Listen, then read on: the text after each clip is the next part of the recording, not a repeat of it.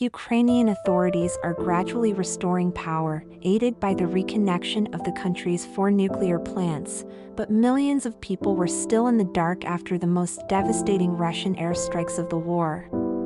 President Volodymyr Zelensky pleaded with Ukrainians to use energy sparingly. If there is electricity, this doesn't mean you can turn on several powerful electrical appliances at once, he said in an evening video address.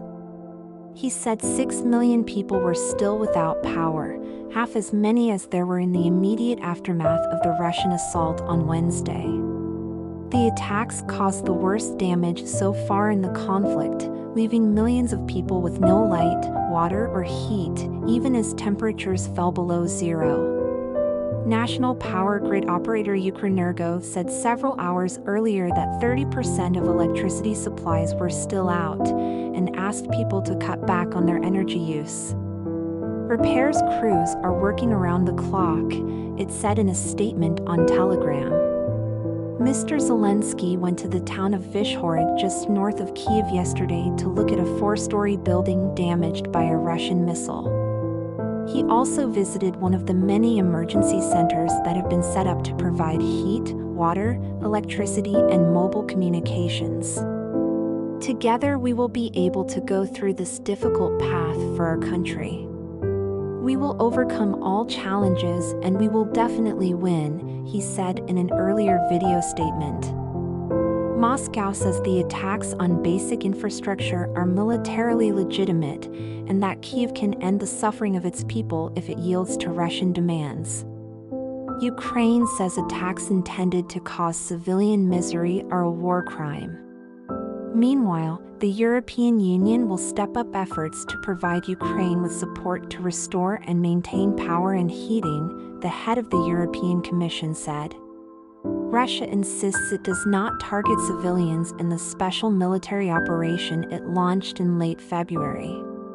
International human rights officials say that is difficult to reconcile with attacks on civil infrastructure. Millions are being plunged into extreme hardship and appalling conditions of life, UN Human Rights Chief Volker Turk said in a statement.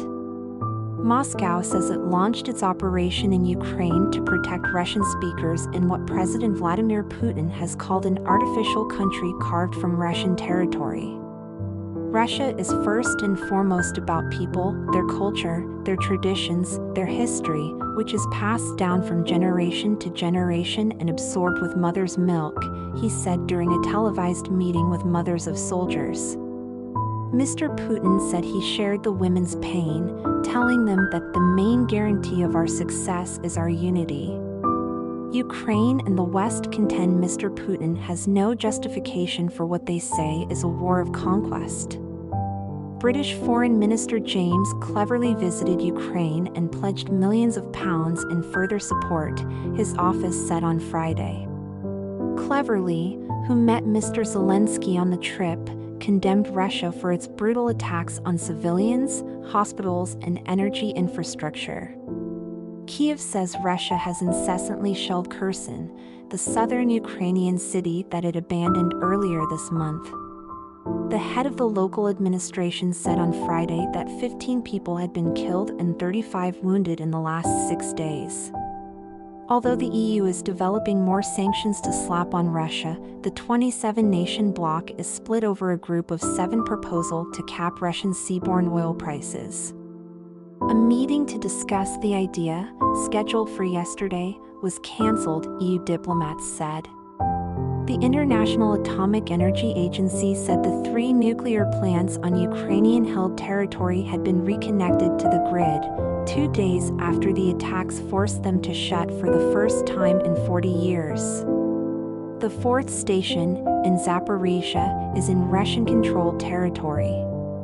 It came back online on Thursday.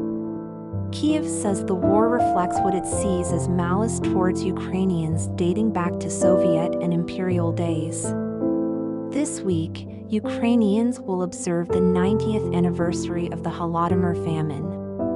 In November 1932, Soviet leader Joseph Stalin dispatched police to seize all grain and livestock from newly collectivized farms, including the seed needed to plant the next crop.